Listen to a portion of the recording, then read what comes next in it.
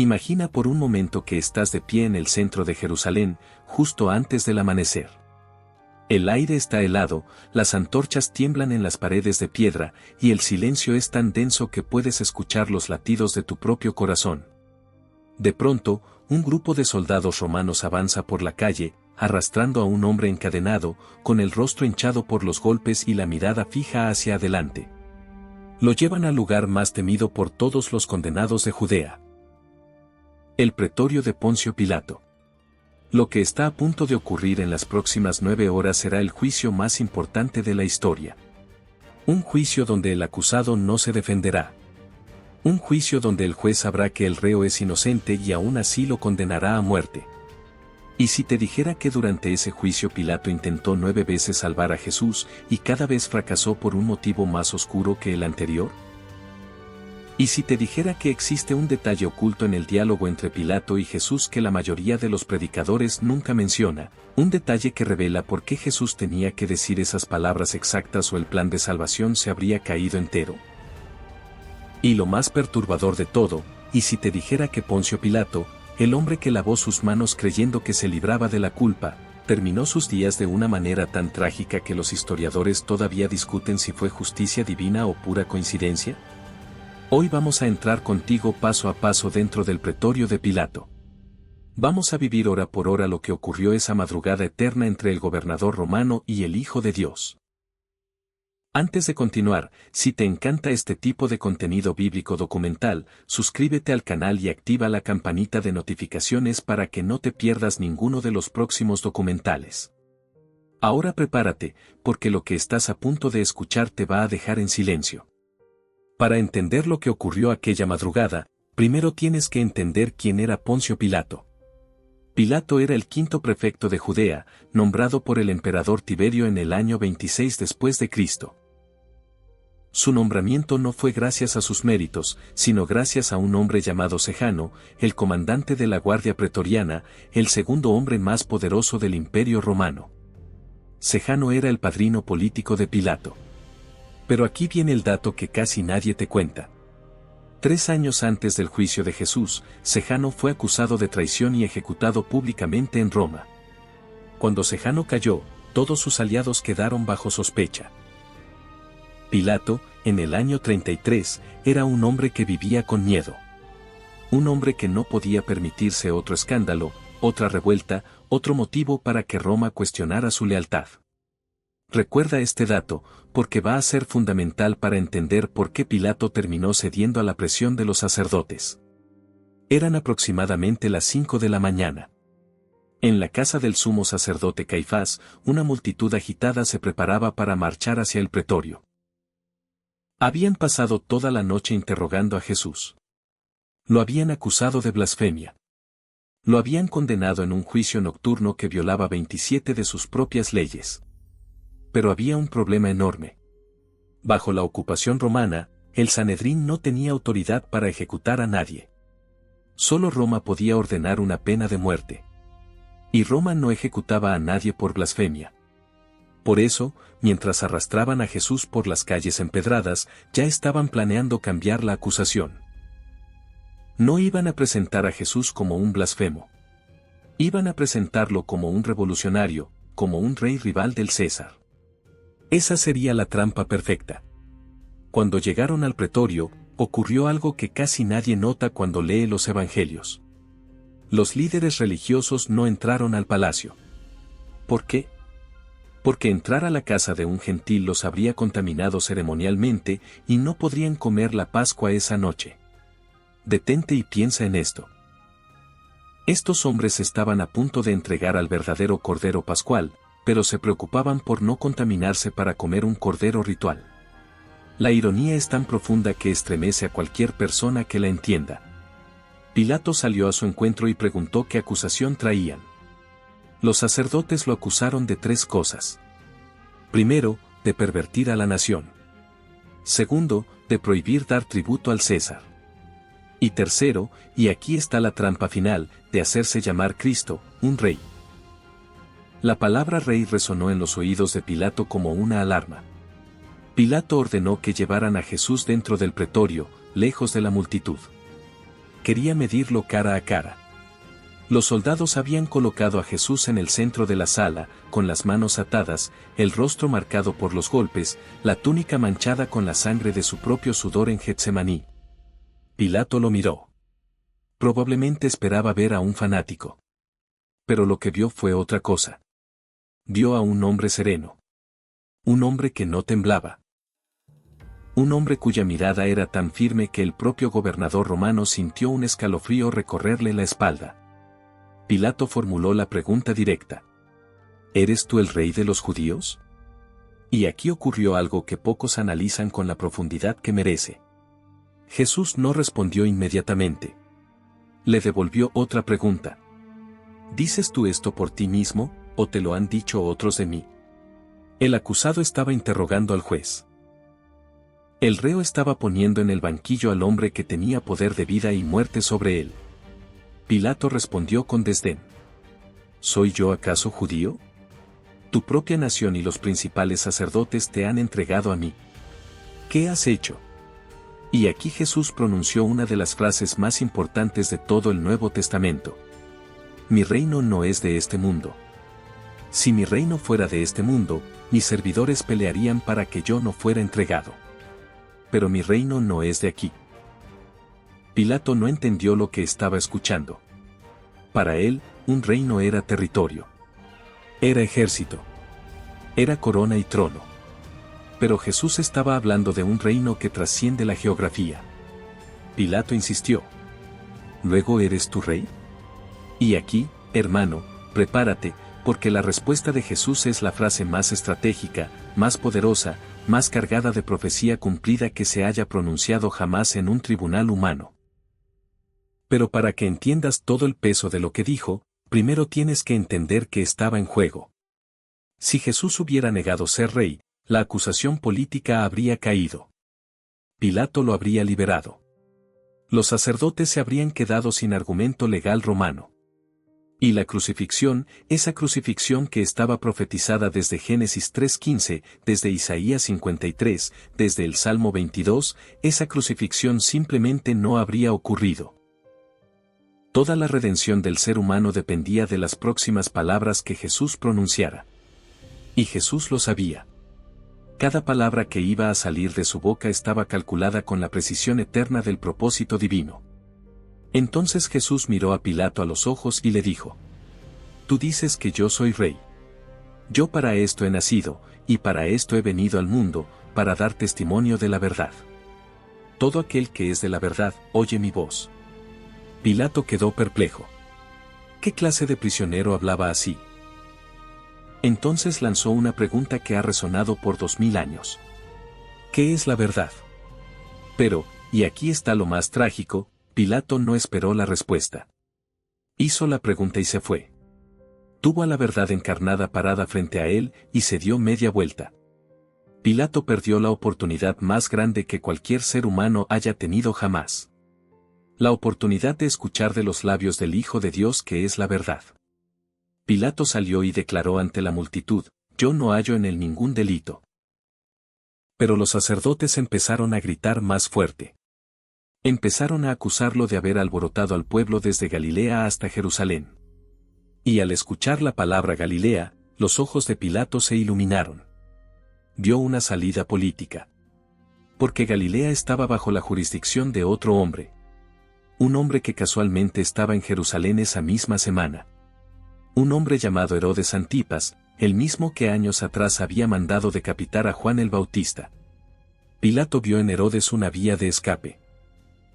Si podía enviar a Jesús a Herodes y que Herodes fuera quien lo juzgara, él se libraba de la responsabilidad. Y eso fue exactamente lo que hizo. Pero lo que ocurrió en el palacio de Herodes Antipas esa misma mañana fue tan extraño, tan perturbador, tan revelador, que vas a quedar atónito cuando te lo cuente en la segunda parte de este documental. Lo que está por venir contiene revelaciones que cambiarán para siempre tu manera de entender este juicio. El secreto oculto detrás del nombre Barrabás. La verdadera razón por la que Pilato cedió ante los sacerdotes. La flagelación romana en su forma más brutal. Y el destino final de Pilato, un final tan trágico que demuestra que ningún hombre puede lavar de sus manos la sangre del Hijo de Dios. Quédate hasta el final, porque las 9 fases ocultas del juicio apenas comienzan. Y los próximos minutos contienen los detalles más impactantes. Bienvenido de regreso.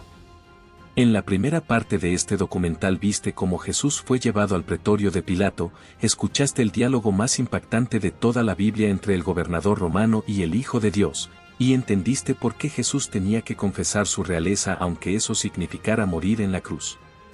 Ahora prepárate, porque lo que estás a punto de descubrir contiene los giros más oscuros, las traiciones más calculadas y las revelaciones más perturbadoras de todo el juicio. Vas a entender por qué Pilato perdió la batalla contra su propia conciencia. Vas a descubrir el detalle oculto en la elección entre Jesús y Barrabás que pocos predicadores se atreven a explicar. Y al final, vas a conocer el destino brutal de Pilato, un final tan trágico que demuestra que ningún hombre puede lavar de sus manos la sangre del Hijo de Dios.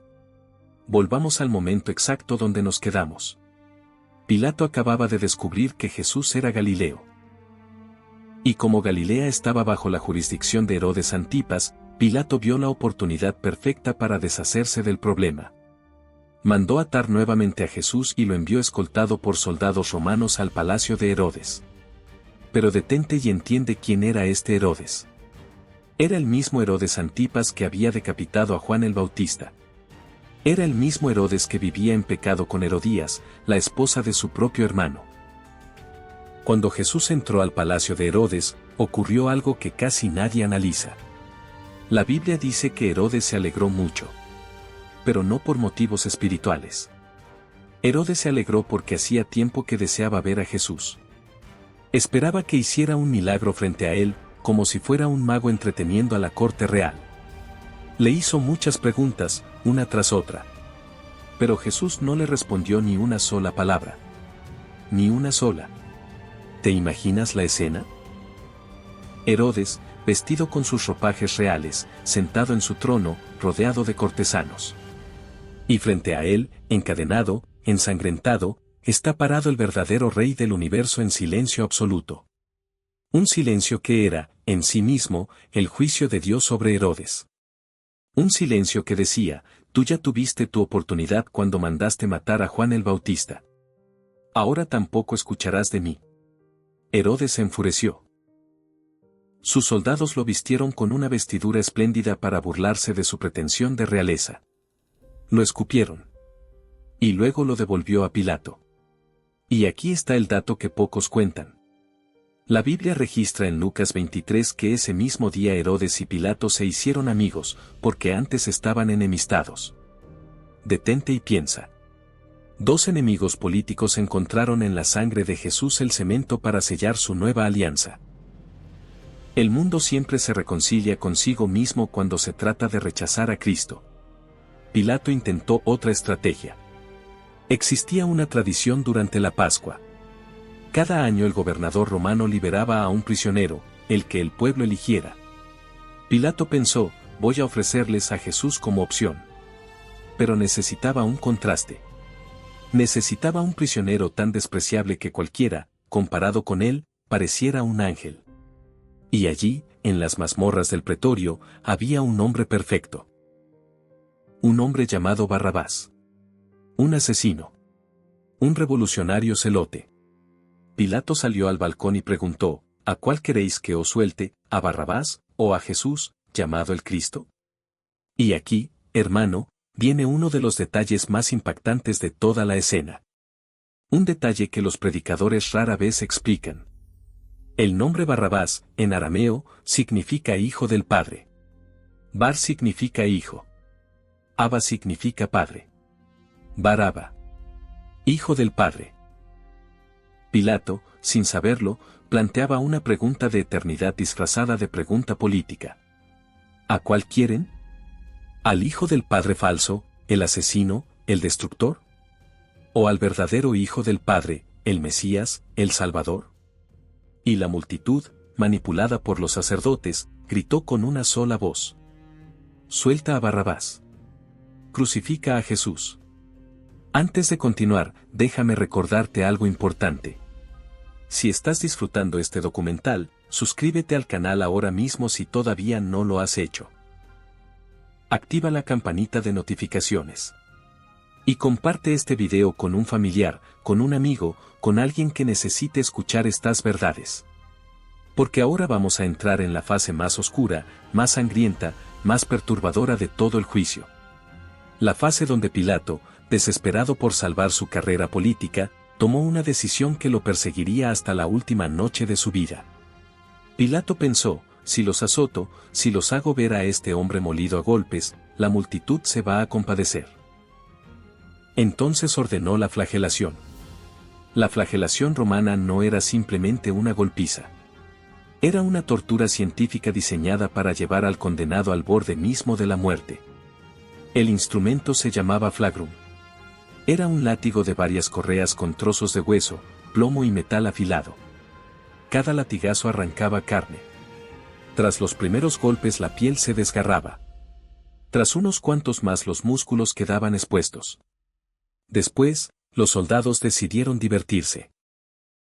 Reunieron a toda la cohorte, unos 600 soldados, para participar en la burla. Le pusieron una túnica de color púrpura, el color de los reyes. Le pusieron una caña como cetro falso. Y luego, alguien tomó ramas de un arbusto espinoso con espinas de hasta 5 centímetros y trenzó una corona. Y se la clavaron en la cabeza. Imagina la sangre cayendo por su rostro, cubriendo sus ojos. Los soldados doblaban la rodilla en burla y le gritaban, «Salve, rey de los judíos». Lo golpeaban en la cabeza con la caña, clavando aún más profundamente las espinas. Le escupían. Lo abofeteaban. Y todo esto mientras Jesús, en silencio, recibía cada golpe sabiendo que cada gota de sangre era el precio de la redención humana. Pilato lo sacó al balcón. Lo presentó al pueblo. Y pronunció las 2 palabras más célebres de la historia de los juicios. Exe homo. He aquí el hombre. Como diciendo, ¿no es suficiente? ¿No ven que ya está destrozado? Pero el corazón humano sin Dios es más cruel de lo que cualquier romano podía imaginar. La multitud gritó con más fuerza. «Crucifícale. Crucifícale». Pilato hizo un último intento. Pero los sacerdotes habían guardado para este momento la jugada maestra. La amenaza política. Le gritaron, «Si a este sueltas, no eres amigo del César. Todo el que se hace rey, a César contradice». Pilato sintió un golpe en el pecho. Esa frase exacta era una amenaza directa.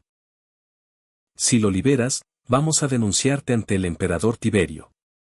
Vamos a decirle que protegiste a un rebelde rival del César. Y tú, Pilato, ya estás bajo sospecha desde la caída de Sejano. Una denuncia más, y pierdes todo.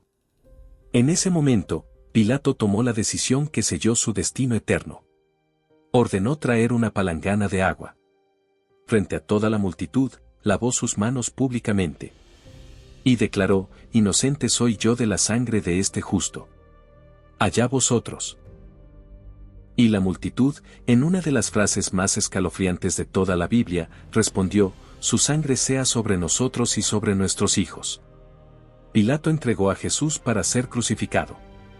Pero antes hizo un último acto de rebeldía contra los sacerdotes. Ordenó escribir un cartel en 3 idiomas, hebreo, latín y griego. El cartel decía, Jesús Nazareno, Rey de los Judíos. En latín se abreviaba INRI. Cuando los sacerdotes protestaron furiosos, Pilato los miró fijamente y respondió con una frase que ha quedado grabada en la historia. Lo que he escrito, he escrito. Sin saberlo, Pilato terminó proclamando con su propia mano lo que negaba con su sentencia. Que Jesús era, efectivamente, el Rey. Y ahora, hermano, llegamos al momento que prometí desde el inicio. ¿Qué pasó con Pilato después? En el año 36, masacró a un grupo de samaritanos en el monte Gerizim. La masacre fue tan brutal que los samaritanos enviaron una delegación oficial de queja a Roma. Pilato fue destituido y enviado a Roma para rendir cuentas ante Tiberio. Pero mientras viajaba, el emperador Tiberio murió. Las fuentes históricas posteriores se dividen. Eusebio de Cesarea, el historiador cristiano del siglo IV, escribe que Pilato fue desterrado a Galia y que allí, abrumado por la culpa, perseguido por visiones, atormentado por los recuerdos del juicio de Jesús, terminó suicidándose. Otras tradiciones dicen que fue ejecutado por el emperador Calígula. Una leyenda medieval cuenta que cada Viernes Santo, sus huesos emergen del lago Le Mans en Suiza, y un fantasma con las manos manchadas de sangre intenta lavárselas eternamente, sin lograrlo jamás.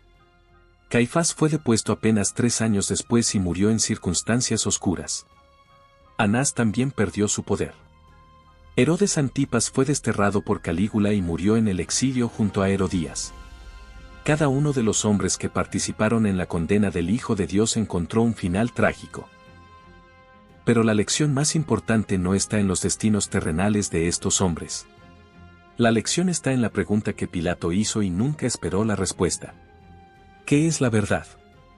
La verdad estaba parada frente a él. La verdad lo miraba con compasión.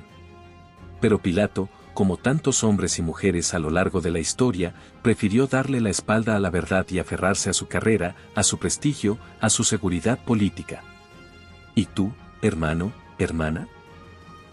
¿Qué harías si tuvieras a Jesús parado frente a ti haciéndote la pregunta más importante de tu vida? ¿Lo entregarías como Pilato por miedo al que dirán? ¿Lo cambiarías por un Barrabás como hizo la multitud?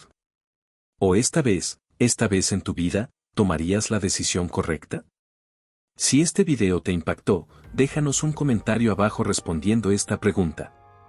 ¿Qué fue lo que más te marcó del juicio de Pilato a Jesús?